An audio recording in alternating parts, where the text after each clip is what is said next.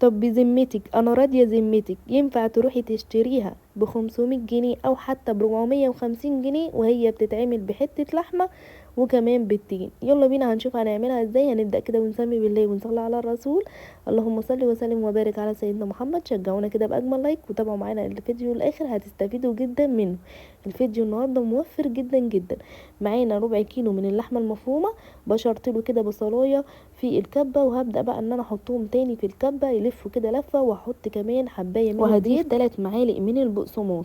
هنضيف برضو بهارات مشكله بتاعه اللحمه وملح وفلفل اسمر وبابريكا ومعلقه صغيره من البيكنج باودر، وهنضيف مكعب مرق، وهنضربهم بقى كده في الكبه كويس جدا. وهنا انا عايزه العجينه تبقى ناعمه جدا بالشكل اللي انتوا هتشوفوه معايا دلوقتي. وبعد كده بفضيها كده بقى في طبق واغطيها بكيس او استرتش راب واحطها كده في التلاجة تتماسك معايا. هنعمل بقى سائل التغطية بديل للبيض. هنجيب كده 4 معالق من الدقيق على سنة من الفلفل الاسمر وسنة من الملح، وهضيف كمان شوية كده بقى من المية وهقلبهم في قلب بعض وهنسيبهم كده بقى. ده سائل التغطية بديل للبيض. هنا بقى معانا اللحمة المفرومة كده بدأت ان انا اعملها كور كده بالمعيار، وببدأ ان انا باخد واحدة واحدة وببدأ ان انا بفردها كده بقى بكيس تلاجة بالشكل اللي انتوا شايفينه ده. بفردها كده وتفردي كده زي ما انت ما شايفه كده بالظبط. ده بقى بديل البفتيك اللحمه اللي هو طبعا بقى سعره مبالغ عنه بقى غالي جدا. فطبعا احنا نعمله كده في البيت بالطريقه ديت تحفه جدا جدا. وعايزه اقول لكم كمان ما بيشدش زي طبعا البفتيك اللحمه بيشد جدا، لكن ده بيبقى طري وتحفه جدا. هنا بقى طبعا بحط كيس كده من تحت من كل طبقه عشان خاطر ما يلزقوش كده في بعض زي ما انتم شايفين. دخلتهم بقى الفريزر لغايه ما يجمد كده بالشكل اللي انتم شايفينه ده.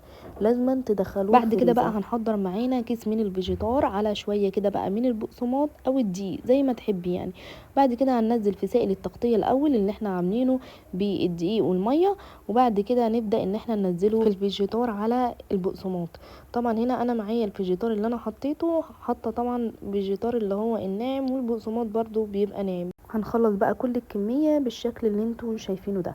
ممكن تقدري ان انتي بدل ما تحمريه ممكن كمان تشويه كده في قلب الطاسه بمعلقه زيت كده وتشويه.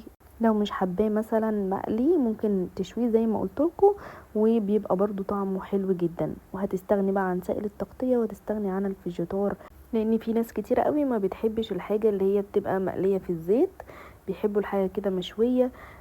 برضو بيبقى حلو جدا وبينفع كمان للدايت اللي هو بيبقى مشوي كده بمعلقه زيت كده في الطاسه، برضو بيبقى خفيف. انا طبعا قليت 4 قطع بس، الباقي بقى هبدا ان انا اشيلهم كده في الفريزر، بحيث مثلا راجعين من المدرسه مش قادرين نعمل حاجه نطلعه كده على طول سريع.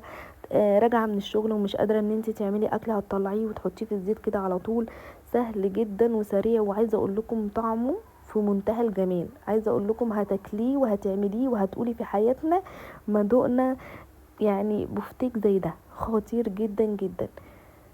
شايفين طالع مقرمش، وعايزه اقول لك طري من جوه وطعمه في منتهى الجمال. اقسم بالله خطير. قدمي بقى كده جنب شويه رز ابيض، او جنب حبه بطاطس وسلطات كده بقى، او جنب طحينه بقى وسلطه وعيش كده، وكلي وبالف هنا وشفاء. عايزه اقول لك هيبقى خطير جدا. هتعمليه. عملنا حوالي 14 قطعه من البفتيك، يعني من ربع كيلو لحمه مفرومه. بجد خطير وسهل وسريع وكمان منجز جدا وموفر جدا جدا. اتمنى حبايب قلبي لو وصلتوا لغايه هنا وعجبكم الفكره شجعونا كده باجمل لايك وكومنت حلو منكم واشتراك في القناه وتفعيل زر الجرس عشان يوصل لكم كل الاشعارات بتاعتنا الجديده. كل حاجه بننزلها توصل لكم على طول.